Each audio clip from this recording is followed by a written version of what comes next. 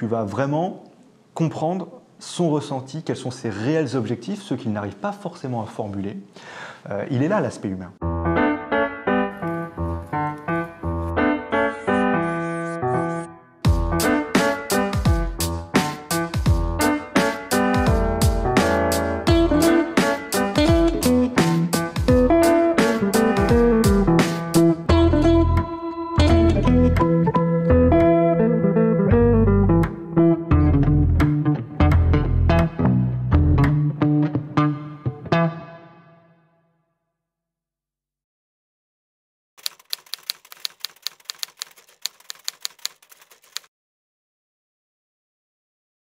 Je ne connaissais pas du tout cette profession jusqu'à l'âge de 15-16 ans, quand je suis arrivé au lycée.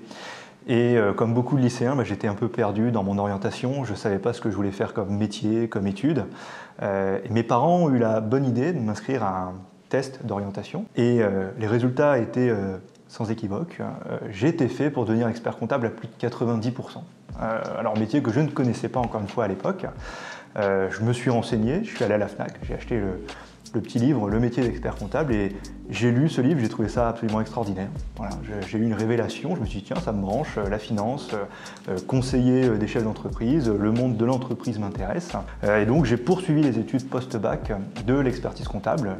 Et là, j'ai eu un coup de cœur pour ces diplômes et je suis allé jusqu'à l'expertise comptable, donc les 8 années qui sont nécessaires, une licence, un master et après il y a 3 années de stage professionnel, il y a des épreuves dont le mémoire, il faut faire un mémoire pour devenir expert comptable. Une fois que vous avez validé toutes ces épreuves, vous pouvez vous inscrire à l'ordre. Je suis devenu expert comptable à 26 ans. Donc c'était pas une vocation, clairement, parce que je connaissais pas du tout ce métier. C'était pas non plus un accident parce qu'on m'a conseillé, on m'a orienté vers ces études. Clairement, j'ai toujours été très matheux et peut-être un peu moins littéraire, ça c'est vrai. Je dirais qu'aujourd'hui, c'est un métier que je fais par passion parce que j'aime beaucoup le métier d'expert comptable. Je peux dire 16 ans après que les conseillers d'orientation ne se sont pas trompés. Je pense que j'ai été fait pour devenir expert comptable.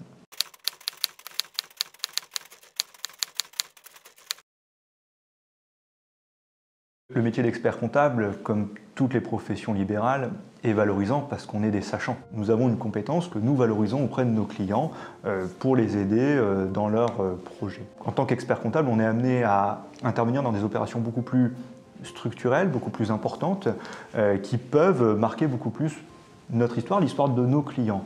Souvent, lorsque j'accompagne des clients, des entrepreneurs qui vendent leur entreprise, c'est là où on est dans les opérations, je dirais, les plus marquantes, celles qu'on retient le plus parce qu'il y a beaucoup d'émotions. Déjà dans la phase de négociation, où quand tu vends le bébé de toute ta carrière, il peut y avoir des tensions, il peut y avoir des susceptibilités, il y a beaucoup de choses à gérer, beaucoup d'humains à gérer. Et puis après, il y a toutes les diligences, les audits, les renégociations, les tensions qu'il va y avoir dans les opérations, jusqu'au dénouement où la vente va avoir lieu. Et là, on rentre dans l'après-vente où toute la pression de toute une carrière retombe.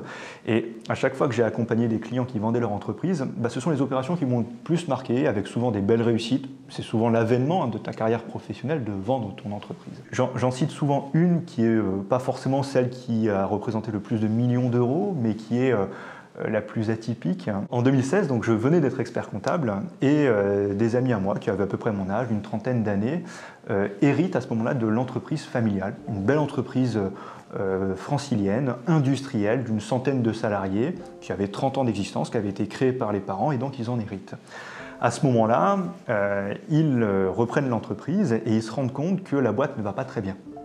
Ils font appel à moi en tant qu'expert comptable pour regarder ce qui se passe et effectivement on se rend compte que l'entreprise ne va pas bien du tout. Et en fait, quelques mois après, l'entreprise est en redressement judiciaire parce qu'elle a énormément de dettes. Donc je me retrouve dans cette situation très compliquée, accompagné des jeunes dirigeants d'une trentaine d'années qui viennent d'hériter d'une entreprise familiale qui était un peu le bijou familial et qui en fait se révèle être un cadeau empoisonné pour eux. Je les accompagne dans un moment où honnêtement peu de personnes croyaient en l'avenir de cette entreprise. Avec le niveau de dette qu'elle avait, tout le monde était très sceptique.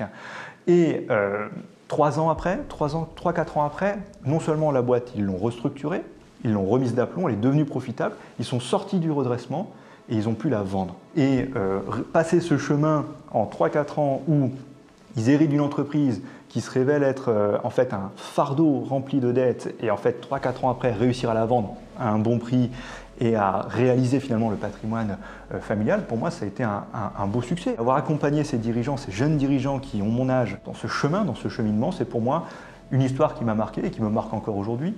Ces deux dirigeants d'ailleurs ne sont plus mes clients puisqu'ils ont vendu l'entreprise, mais nous sommes devenus amis, on a des contacts très réguliers parce que je pense que ces 4 années passées ensemble resteront dans nos mémoires. Je crois que l'atout numéro 1 d'un expert comptable, c'est d'être, dans la très grande majorité des cas, un professionnel libéral indépendant. Quand tu es expert comptable, tu es un chef d'entreprise au service d'un autre chef d'entreprise. Et donc tu es tout à fait à même de l'accompagner parce que tu as les mêmes problématiques que lui.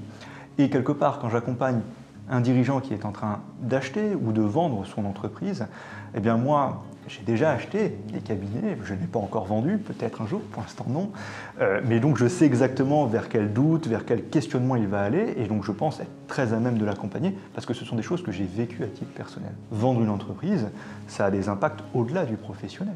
Ça a des impacts personnels, tu changes de vie, tes revenus ne seront pas les mêmes, tout ton patrimoine sera différent, enfin, il y a des tas d'enjeux qui naissent et que tu es à même de comprendre quand tu es dans ces mêmes problématiques. Ce qui ne serait pas le cas si j'étais un expert comptable salarié d'un grand cabinet où ils n'ont pas forcément les mêmes enjeux. Alors ils n'accompagnent pas les mêmes clients, mais quand tu vas accompagner une TPE-PME, il vaut mieux que tu sois toi-même une TPE-PME, ça a plus de sens. Lorsqu'on a identifié les clients avec qui on va avoir de la valeur ajoutée, eh bien oui, il y a un côté humain très important. Tu vas vraiment comprendre son ressenti, quels sont ses réels objectifs, ceux qu'il n'arrive pas forcément à formuler. Il est là l'aspect humain, c'est comprendre ce qui n'est pas dit.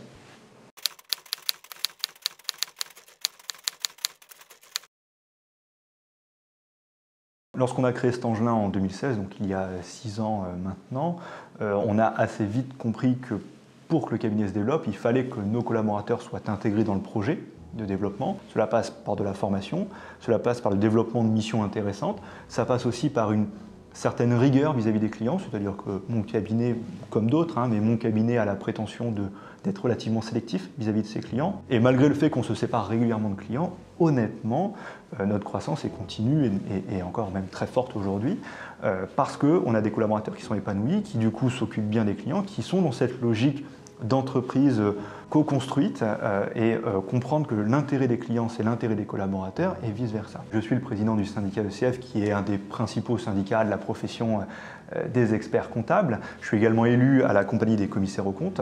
Donc je consacre beaucoup de mon temps bénévolement à la profession. C'est une profession qui a été un ascenseur social extraordinaire pour moi. Je souhaite poursuivre cet héritage pour transmettre cette profession aux plus jeunes. Il y a 16 ans, je ne savais pas ce qu'était un expert comptable. Et bien, j'espère que dans 16 ans, il y aura encore des experts comptables, qu'on sera même plus nombreux, voilà, qu'on aura des missions encore plus intéressantes, plus diversifiées, qu'on sera encore plus présent dans l'économie. Et j'espère apporter ma petite contribution à la profession. Je suis assez convaincu que la profession des experts comptables a un avenir assez rayonnant devant elle. C'est pas évident pour tout le monde, il y en a qui pensent que la comptabilité c'est bientôt fini avec l'intelligence artificielle, l'automatisation, etc. Mais en réalité, quand on est au quotidien dans des cabinets comme le mien, mais comme des tas d'autres, on fait avant tout de l'accompagnement de dirigeants, ce qu'on appelle du conseil, mais de l'accompagnement au sens du quotidien, de toujours être là pour eux, de répondre au maximum de besoins, être le plus précis possible, être le plus facilitant possible. Et c'est pour ça que je crois beaucoup en l'avenir de la profession. Nous sommes une profession réglementée, c'est-à-dire une profession protégés, eh bien nous devons aussi contribuer au rayonnement de cette profession tous ensemble, les 20 000 experts comptables que nous sommes en France. De plus en plus, les cabinets développent des missions, on va dire, qui répondent à un besoin non pas contraint, c'est-à-dire qu'on ne veut pas que le client vienne chez nous parce qu'il est un peu obligé de venir chez nous, mais qui répond à un besoin plus spécifique. Les institutions, les syndicats mettent en œuvre des process, des formations pour aider tout le monde, experts comptables et collaborateurs, à évoluer vers ces nouveaux modes, ces nouvelles missions. Il faut que tu sois sur de la valeur ajoutée, c'est-à-dire ce qui va intéresser le client et pas ce sur quoi il va être obligé. Je suis convaincu que tous les cabinets vont se redéployer sur ces nouvelles missions.